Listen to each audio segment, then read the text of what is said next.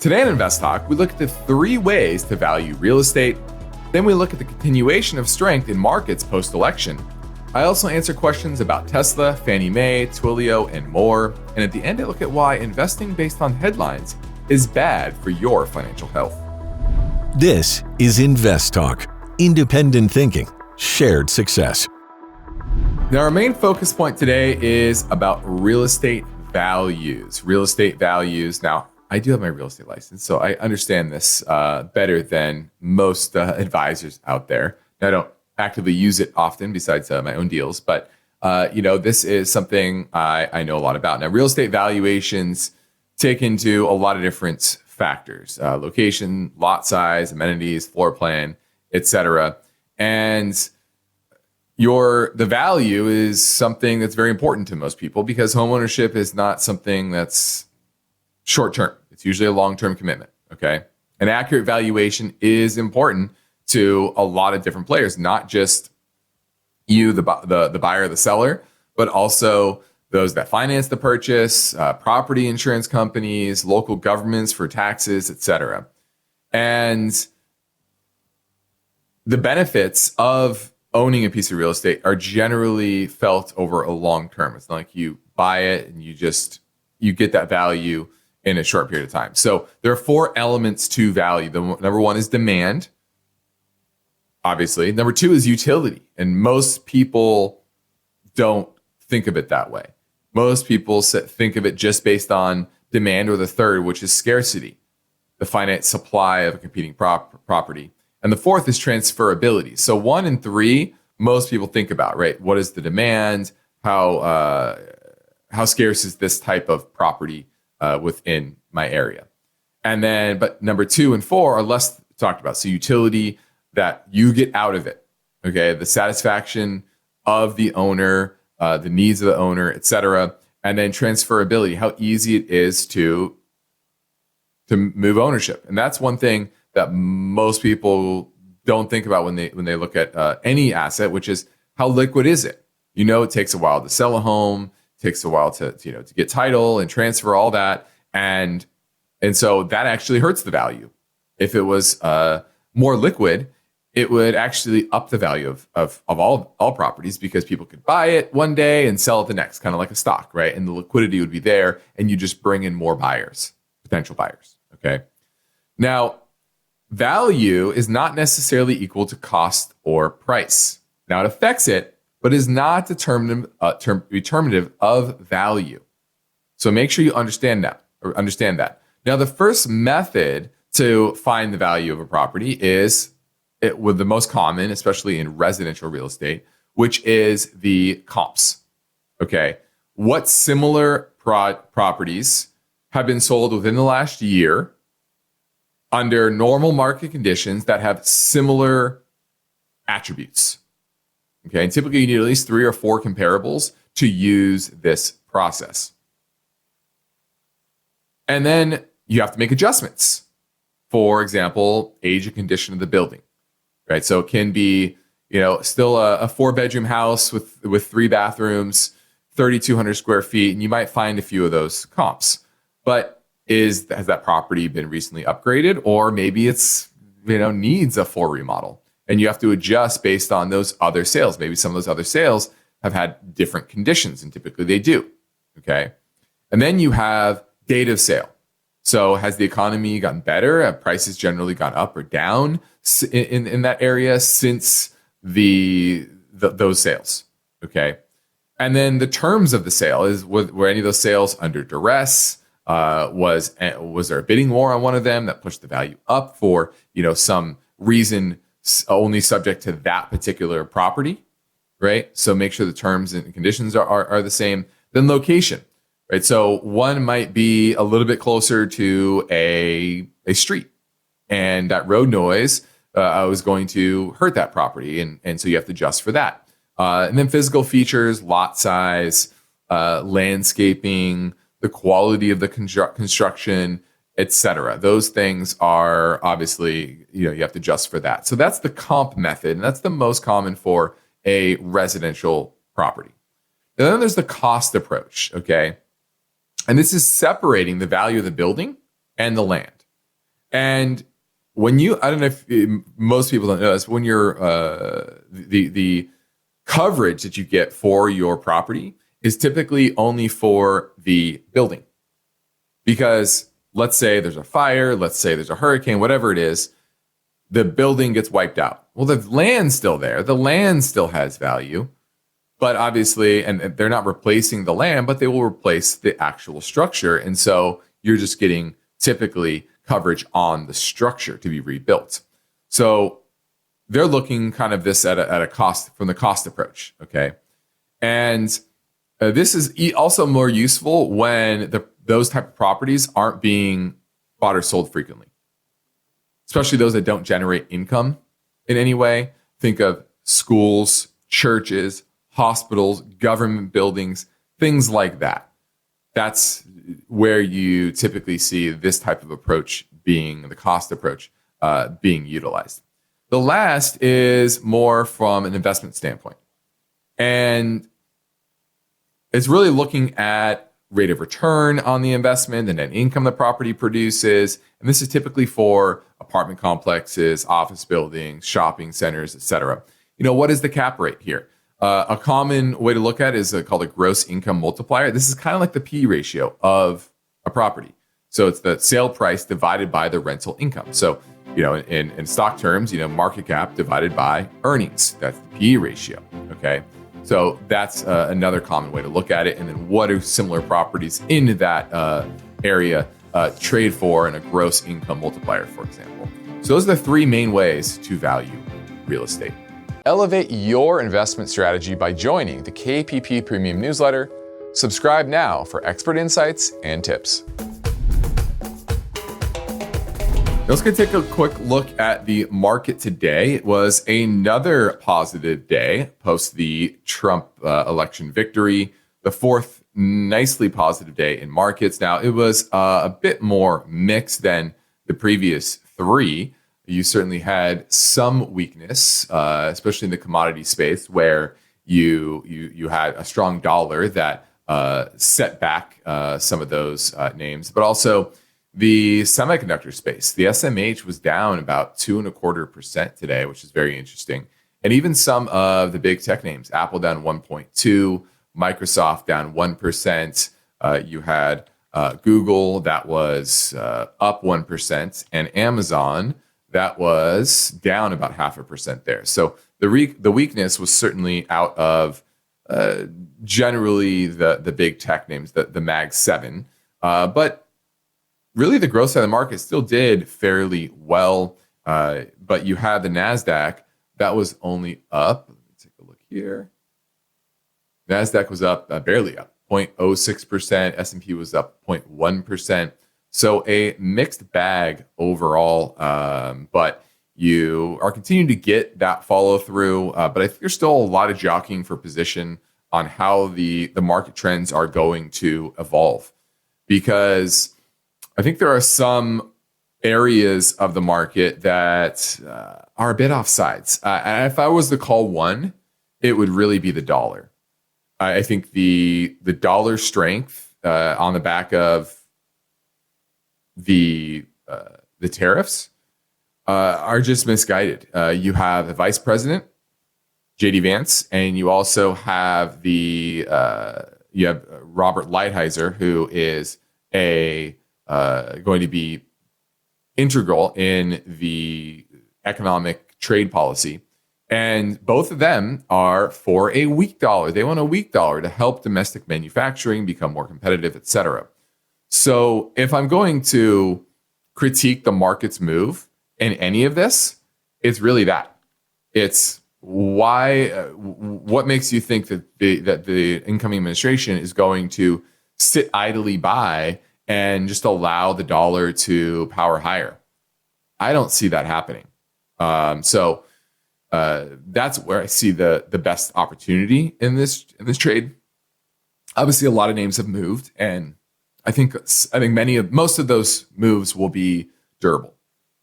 I'm not going to argue that. I think there's a lot the market is getting right in this. Industrials doing well, small caps doing better. I do think those are factors that are areas that will gain strength throughout the Trump administration.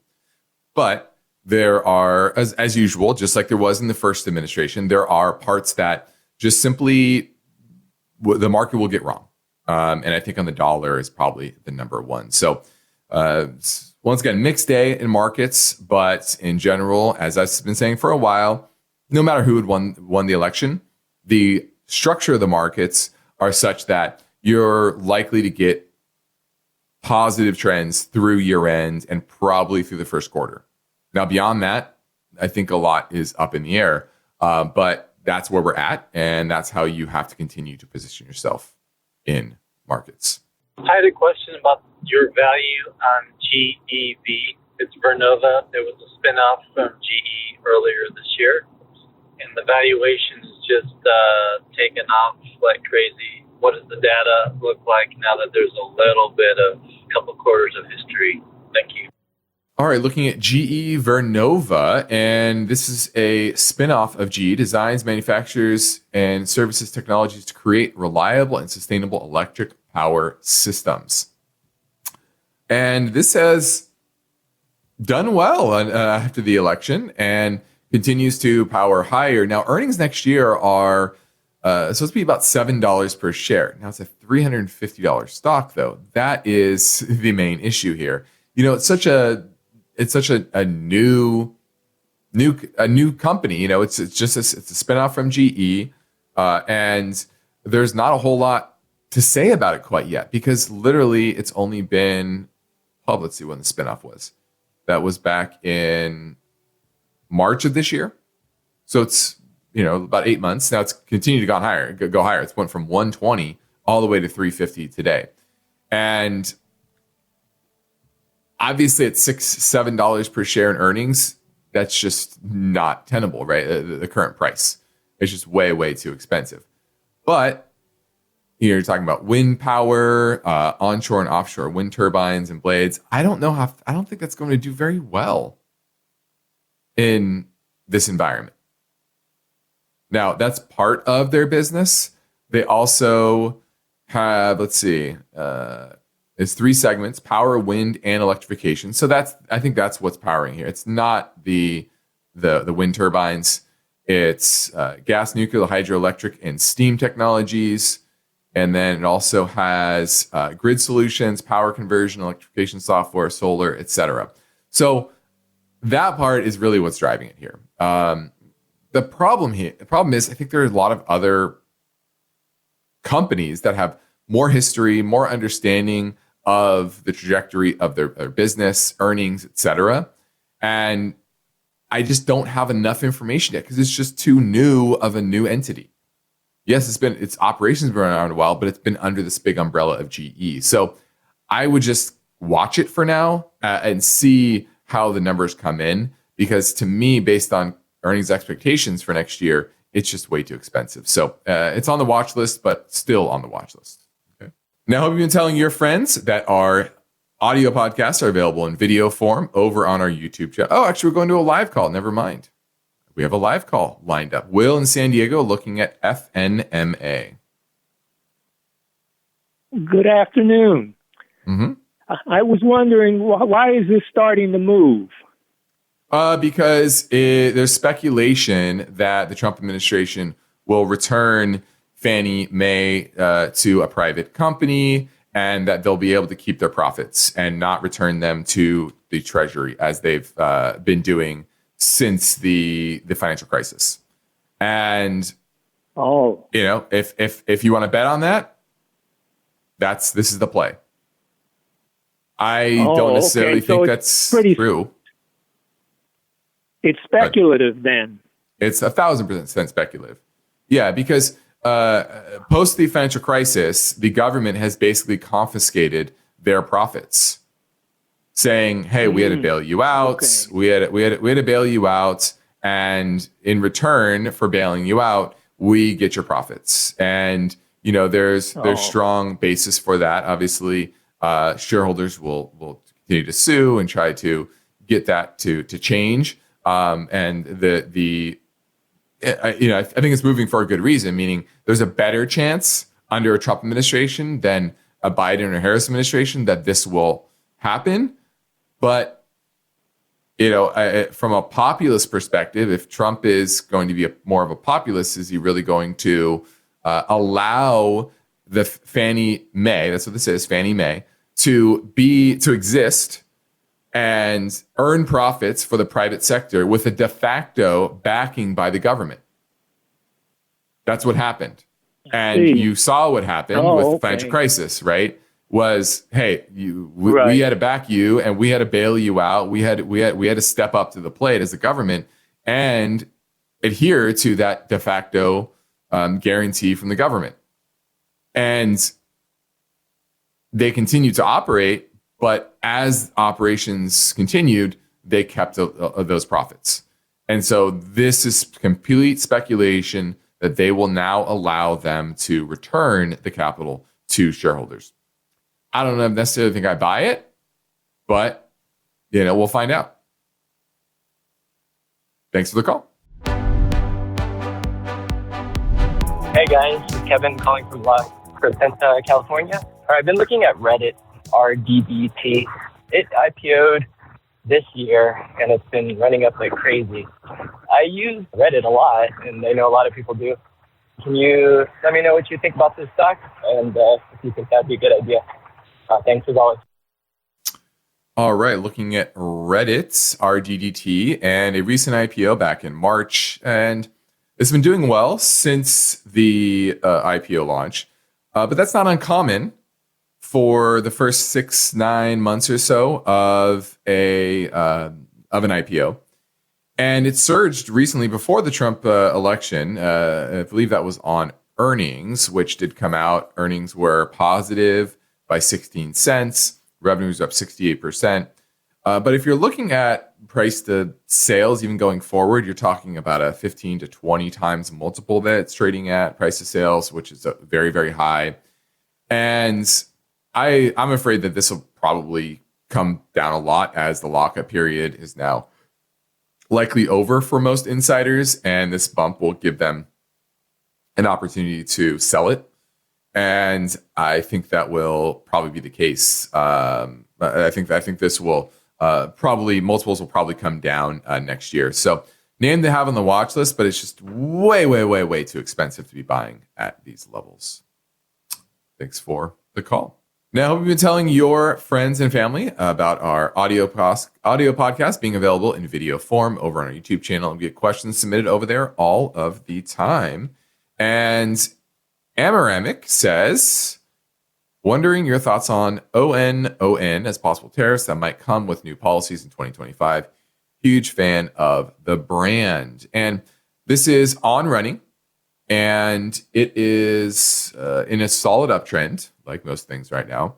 This is another good example of those companies that initially went public and then usually goes into a downtrend 6, 9, 12 months after. And then bottoms, and it's found a bottom back in the fall of 2022. And it IPO'd around, $35 per share, hit a low in the fall of 2022 around in the mid-teens, around 15, and now we're up to 52 and change. And if we look at let me take a look here. If we look at the earnings continue to go higher. Revenues are up 27% last quarter. Earnings are up 248% last quarter. Earnings this year are supposed to be $1 per share and $1.08 next year. So you're based on forward-looking earnings about 50 times.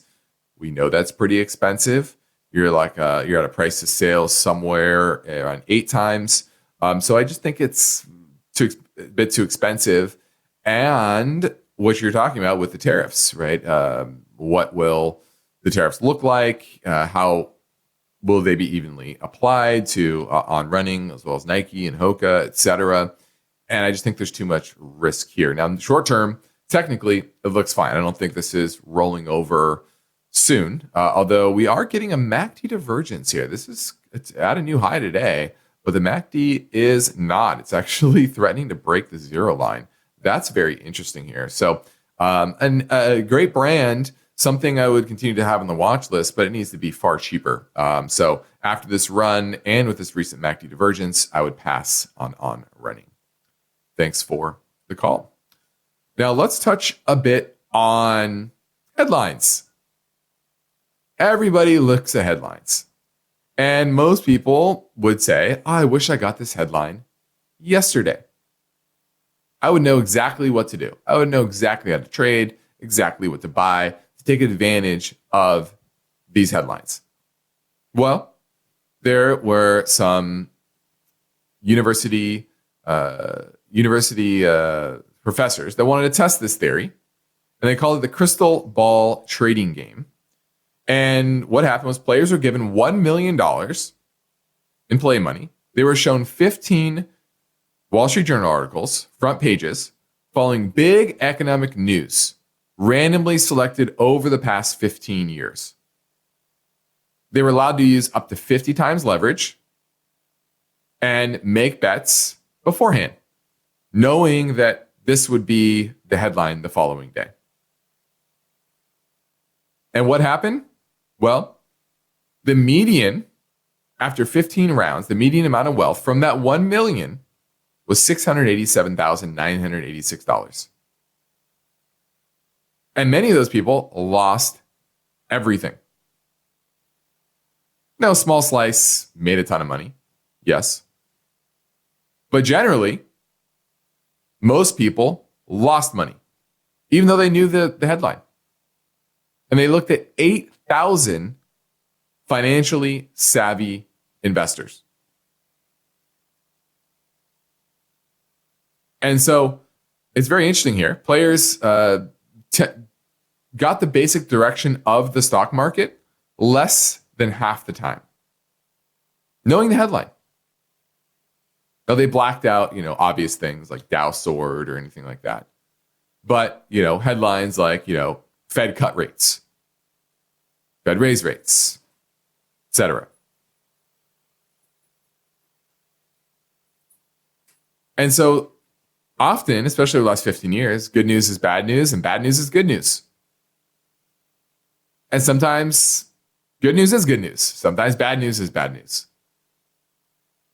So the first lesson is that even if you guess the future of what the Fed is doing, what the economy is doing, etc., that does not give you a 100% clear indication of how to invest your money. So curb your excitement over how something will play out, because the actual end result often will be different than you think.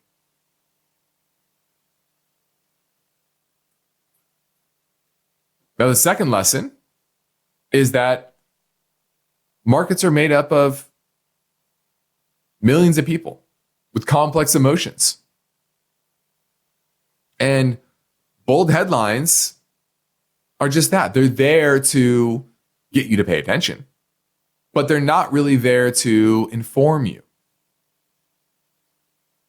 So the devil's often in the details.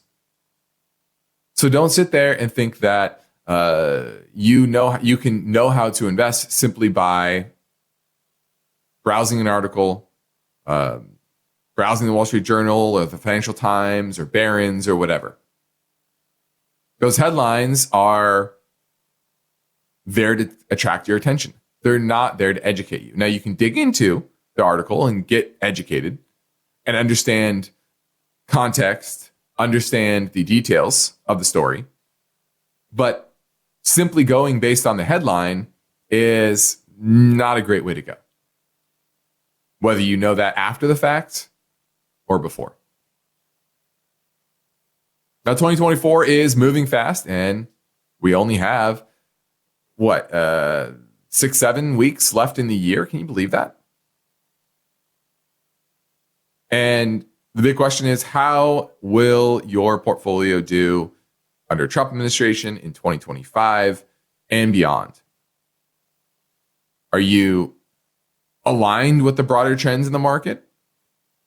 Or are you aligned with the world that you hope exists?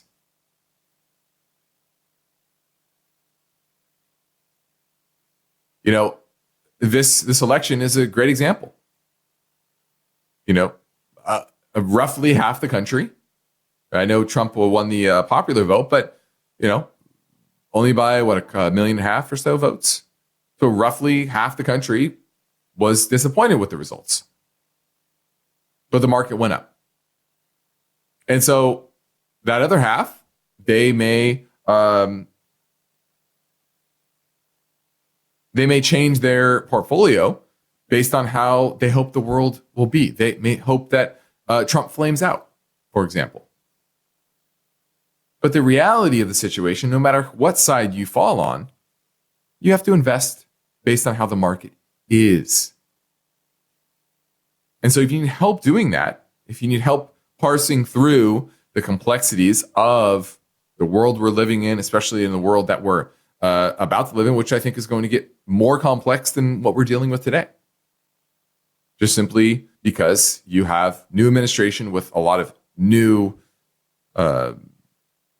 priorities that may or may not be realized, just like every administration, right? Every administration comes in with ideals, and some get passed, some go through, and others get thrown to the wayside.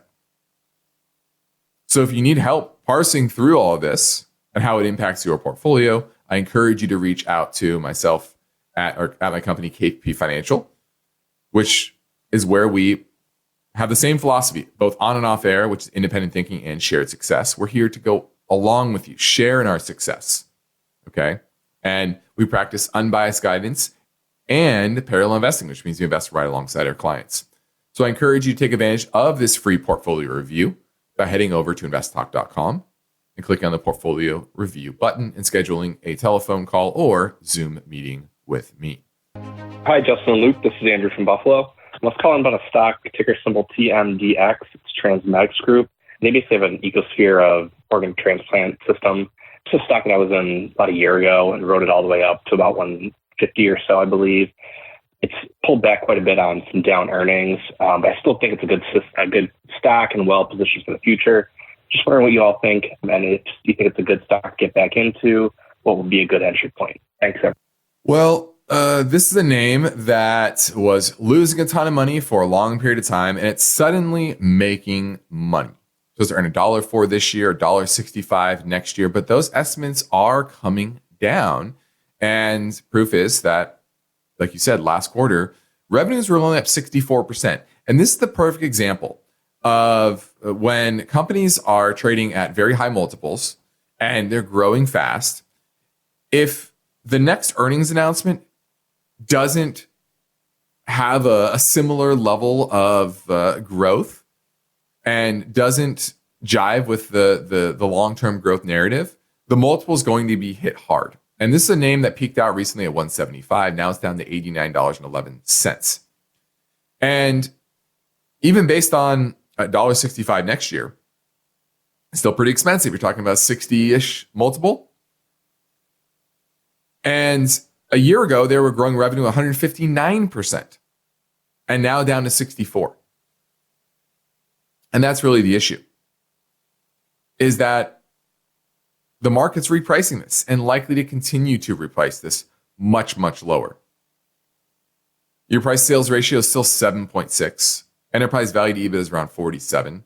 I think this needs to be cut roughly in half again from here. It's already been roughly cut in half. I think it needs to go down probably into the 40s, and that's where it'd be interesting again. And until then, I wouldn't be buying more. I'd actually think about selling it because it could go down into the 40s and languish there for a while until you get a growth, a reacceleration of growth. Okay, 40 is just where it starts to become a conversation. I don't even think it's a conversation here. I think it's just way too expensive. So, and you just started a downturn, right? It just gapped down from 128-ish, 126, all the way down to a low recently of 82 post earnings. So that's a pretty big drop, and it's below all the major moving averages. The technicals are broken, and it's going to need a bigger change in momentum and the chart to make this profitable. So until it gets to 40 and then starts an uptrend, I wouldn't even be looking at it. I think it's a lot more. I think there's a lot more downside to come. Now let's move quickly and squeeze in another question now. I'm looking to get your thoughts on Twilio, ticker TWLO. I'm looking to hold for 3+ years, but I really want to get InvestTalk's input. Thanks in advance. Bye. Well, I think you're very late to the game, at least near term, right? This has moved up dramatically from 56 back in September. Now we're at 94. And obviously they had good earnings, 10% revenue growth last quarter. That was an acceleration from 4% the previous quarter. And earnings were up 76%. So they're in $4.28 next year. And now the good thing is, from a weekly perspective, it's just starting an uptrend. This fell all the way from $450 per share back in late 2020 and at a recent low of $52. Okay, now we're at 94. So that's the positive here, is a lot of that excess has been worked off and it's at least reasonably priced. But, that sales growth still pretty meager, and it's very overbought in the near term.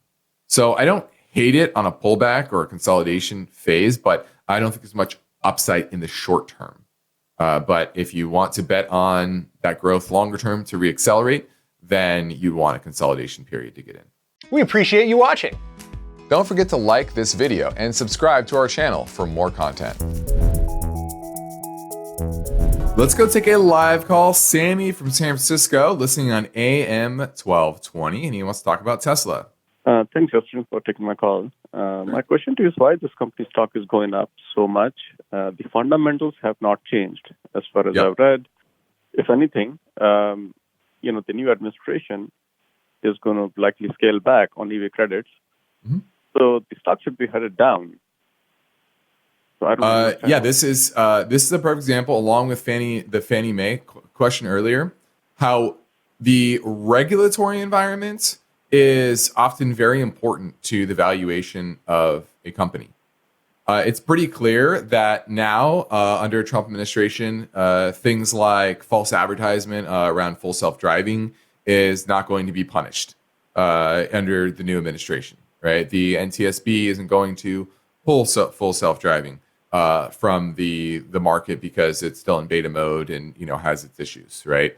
So those types of regulatory problems that Tesla has been in some ways been hanging over Tesla's head. It's very unlikely to be an issue over the next 4 years, right? And so I think that's the revaluation higher, because you're right. The business of Tesla is it's certainly profitable now, but it's not doing very well. If you look at revenues are only up 8% last quarter. Earnings this year are supposed to be down 23% from last year. So its growth overall is slowed and should not be trading at these type of multiples by any stretch of the imagination. But that's what you're seeing here is there's probably short covering. There's and as well as an adjustment to the new regulatory environment that obviously with Elon being helpful to the new Trump administration and getting elected and backing him, they're just not going to do anything to prevent Tesla from kind of doing whatever they want. So your recommendation at this point is to stay away, or? I think it could continue its near-term momentum, but from Tesla's been overvalued for a long period of time, and Tesla's still well below its all-time high. It was $414 per share. Now it's creeping back up towards there, right? We're at $350 at the close today, but it's still generally down. Why? Because the fundamentals peaked out around that same time. They made $4.07 in 2022. Now making $2.42 this year. And so you're right; those underlying fundamentals continue to weaken, and then obviously administration would not be as friendly to the electric vehicle industry. And then you're talking about tariffs and all the things that go into these products. Tesla imports a lot of their cars from China as well. So what does that look like? And obviously it might get an exemption, right? That's probably what you're saying too. Is hey, we're going. They make an exemption as opposed to other automakers that might import and get a tariff on their cars. So it's still a lot to be seen. I just think it's a name that has is terribly overvalued. Okay. Thank you. Thanks for the call. Well, that about does it. I thank you all for tuning in to this hour of Invest Talk. And a reminder, to tell your friends and family and spread the word about Invest Talk, and tune in tomorrow. We'll have more for you. And make sure you can get your podcast anytime at iTunes, Spotify, Google Play, and be sure to rate and review on iTunes as well. And hope you've heard that the InvestTalk podcast is available in video form over on our YouTube channel. So head over there and subscribe. And remember, we can help you better understand your portfolio dynamics, improve your investment results, and calculate your risk number just by heading over to investtalk.com, clicking on the portfolio review button. And this is a free and confidential service. This is InvestTalk, independent thinking, shared success. Good night.